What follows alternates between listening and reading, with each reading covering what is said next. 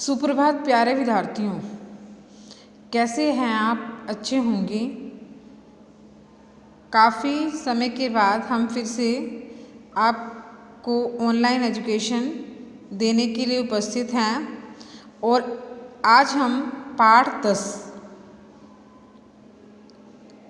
सुश्रुत, जो एक ऋषि हैं जिन्होंने एक ग्रंथ की रचना की थी, उसके बारे में बताया गया है।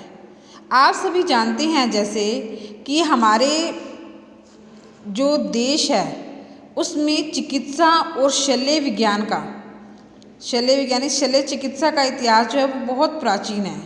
प्राचीन काल में ही जड़ी बूटियों के महत्व को पहचाना गया था और उनको उपचार को प्रयोग किया जाता था। यदि पहले तो अभी जैसे अभी इतनी दवाइयाँ, ऑपरेशन हैं और ये सब तो होता नहीं था उस टाइम। मान लो कोई लड़ाई होती थी, झगड़ा होता था, तो हम क्या करते थे, जड़ी बूटियों का लेप बनाते थे और उसको घाव पर लगाते थे और वो ठीक हो जाता था। तो आज भी उसी को जारी रखा गया, आज भी ये हम उसे बना रहे हैं। इस सब की जानकारी हमें ऋषि सुश्रुत के रचित ग्रंथ में मिलती है और इसका प्रचार जो है वो केवल शल्य चिकित्सा का न केवल भारत में ही है बल्कि विदेशी साहित्य में भी किया गया है। और ऋषि सुश्रुत को शल्य चिकित्सा का जनक भी माना जाता है, जिन्होंने पहले जानकारी दी थी। आधुनिक चिकित्सा की परिकल्पना शल्य चिकित्सा के बिना अधूरी है। यही कारण है कि जो वैज्ञानिक अनुसंधान में जहाँ मानव की आयु में वृद्धि हुई है, वहीं दूसरी ओर वैज्ञानिक अनुसंधान मनुष्य की आयु में वृद्धि हो गई, लेकिन शल्य चिकित्सा के द्वारा हमने बड़े भयंकर रोगों पर जो है काबू पा लिया है। आजकल शल्य चिकित्सा के नए तरीके ढूंढे जा रहे हैं। इस दिशा में इतनी उन्नति हो चुकी है कि एक व्यक्ति का शरीर मान लो कट गया और उसे दूसरे व्यक्ति के शरीर में लगाना है तो संभव है। मान लो हमारी जो आँखें हैं वो खराब हो गई हैं या नहीं हैं, तो उसे भी हम प्रत्यारोपण कर सकते हैं। इस दिशा में हृदय और गुर्दे प्रत्यारोपित कर मानव ने अपनी प्रतिभा का परिचय दिया है। शरीर को सुंदर बनाने के लिए कॉस्मेटिक सर्जरी यानी प्लास्टिक सर्जरी जिसको बोलते हैं, वो भी की जाने लगी है। शल्य चिकित्सा के द्वारा बिना चीरफाड़ के एक लेज़र किरणों के द्वारा जो है वो भी ऑपरेशन भी किए जाने लगे हैं। शल्य चिकित्सा को यह प्रगति मानव ने निरंतर किए गए अनेक परीक्षणों और अनुसंधानों का ही परिणाम है। भारतीय चिकित्सा प्रणाली में इसका वर्णन किया गया है कि आज से सैकड़ों वर्ष पूर्व संसार में वर्तमान विकसित कहलाए जाने वाले देशों ने भी आज चिकित्सा की जानकारी नहीं थी और ऋषि विश्वामित्र के वंशज सुश्रुत ने, मैंने आपको पहले ही बताया था कि शल्य चिकित्सा का ज्ञान जो है पूरे संसार को दिया है। शल्य चिकित्सा का विज्ञान इतिहास में काफ़ी पुराना है। पहले के काल में जो वैद्य होते थे वे चिकित्सा करना जानते थे। मैंने बताया था कि अगर मान लो युद्ध में कोई घायल हो जाए तो शल्य चिकित्सा के द्वारा ही उसको ठीक किया जाता था। लेकिन आज स्थितियाँ कुछ बदल गई हैं। उस समय शिकार मानव जीवन का अभिन्न अंग था। मानव और पशु पक्षी की जानकारी उन्हें सहज ही प्राप्त हो जाती थी। यही कारण है कि सुश्रुत न केवल स्वयं ही क्षेत्र में कुशलता प्राप्त किए अपितु दूसरे लोगों को भी इसका ज्ञान दिया है। भारतीय संस्कृति में ब्रह्मा को जो है सृष्टि का रचयिता माना जाता है और उन्होंने ही आयुर्वेद शास्त्र का ज्ञान प्रजापति को दिया था। अश्विनी कुमारों को दिया प्रजापति ने इसे। हमारे वैदिक साहित्य में भी अश्विनी कुमारों द्वारा अद्भुत रोग उपचार की चर्चा की गई है। यही शल्य चिकित्सा का परिणाम था कि जब भगवान शिव ने गणेश का मुकुट काट दिया था और मुकुट न मिलने पर तो उसके स्थान पर गणेश पर हाथी का मुंह लगा दिया गया था। तो ये किसका परिणाम था? शल्य चिकित्सा का ये एक अंग था। इस क्षेत्र में सुश्रुत के प्रयोगों पर आधारित सुश्रुत शल्य तंत्र ही प्रथम प्रमाणिक ग्रंथ है। माना जाता है कि इस ग्रंथ की रचना ईसा पूर्व 6वीं शताब्दी में हुई थी। बाद में नागार्जुन ने इसे नया रूप दे दिया। इन विवादों के बाद भी ये कहा जाता है कि चरक लिखित इसका रचना काल चरक संहिता के बाद है, क्योंकि चरक संहिता जो है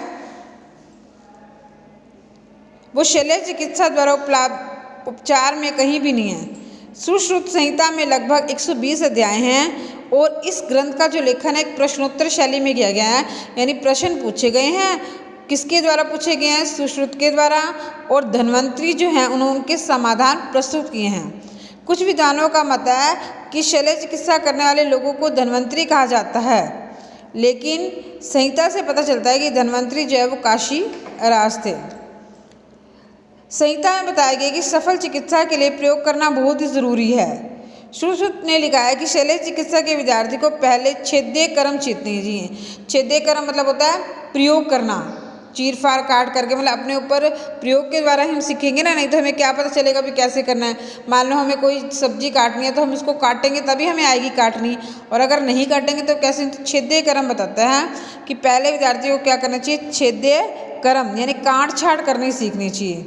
फलों सब्जियों को तरह तरह के पुतले, मरे हुए जानवरों की चीरफाड़ कर अभ्यास करना चाहिए। सुश्रुत अपने विद्यार्थियों को शव की त्वचा बेचकर उन्हें शरीर की मांसपेशियों, हड्डियों तथा भीतरी अंगों का अध्ययन कराते थे। और आज भी आप देखेंगे, मान लो कोई जानवर मर जाते तो हम उसी के ऊपर ही उपचार करते हैं भी इनकी हड्डियाँ क्यों जिंदे नहीं थे। जो काम पहले होता था आज भी वही होता है, पर हमारे कुछ ढंग जो हैं वो बदल गए हैं, वैज्ञानिक आ गया, लेकिन तरीके वही हैं।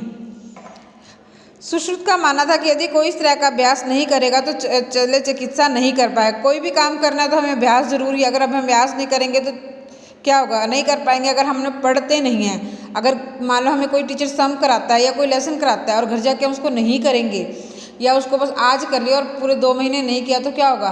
अभ्यास नहीं होगा तो हम भूल जाएंगे। अधूरे ज्ञान विषैले सर्प से भी अधिक घातक होता है, क्योंकि जो हमारे को कहते हैं ना कि कम शिक्षा, मान लो हमें किसी के बारे में ज्ञान नहीं और हम उसको करने चले हैं, मान लो हमें सब्जी बनाने का ज्ञान नहीं और सब्जी बनाने क्या होगा? वो जल जाएगी। ऑपरेशन करना नहीं है तो और करने तो क्या होगा? अंग सही नहीं जुड़ेंगे। तो वही कहते हैं कि अधूरे ज्ञान वाला चिकित्सक विषैले सर्प से भी अधिक घातक होता है। उसने अपनी पुस्तकीय ज्ञान और व्यवहारिक प्रयोग दोनों को ही कुशल चिकित्सा बनने के लिए जरूरी बताया है। सुश्रुत ने अपने ग्रंथ में लगभग 100 शल्य चिकित्सा यंत्रों का वर्णन किया है। सुश्रुत ने शरीर के विभिन्न अंगों की शल्य चिकित्सा, पट्टियां बांधने, मरहम लगाने की विस्तृत जानकारी दी है। शल्य चिकित्सा के लिए बारीक सूत और रेशम के धागों का प्रयोग किया जाता है। आधुनिक युग में प्लास्टिक सर्जरी को भी उसका ही रूप मिला है। सुश्रुत की ख्याति भारत में ही नहीं बल्कि दूर दूर तक फैली हुई है। उसकी संहिता का अनुवाद अरबी भाषा में किताब-ए-सुश्रुत के नाम से हुआ है। अरबी के प्रसिद्ध चिकित्सक टैथीस ने अपनी पुस्तक में उसका उल्लेख किया है और उन्हें शल्य चिकित्सा का आचार्य माना है। उसके जीवन के विषय में कोई ठोस जानकारी नहीं मिलती, परंतु उसका काम निश्चित रूप से महान है। भारतीय शल्य चिकित्सा के इतिहास में सुश्रुत का नाम सदैव आदर से किया जाएगा। तो देखा बच्चों आपने कि शल्य चिकित्सा कितनी ज़रूरी है, कि बड़े बड़े जो हैं रोग उससे ठीक हो जाते हैं। मनुष्य अगर सुंदर नहीं है तो उसके द्वारा वो सुंदर बन सकता है। और इसकी जो लाने का श्रेय भारत में नहीं विदेशों में भी इसका प्रचार किसी ने किया था? महर्षि सुश्रुत ने। ठीक है, तो ये बहुत मेन है। और इसे कैसे सीखा जा सकता है? अभ्यास के द्वारा इसे सीखा जा सकता है। तो आपने इसको रीड करना है। थैंक्स।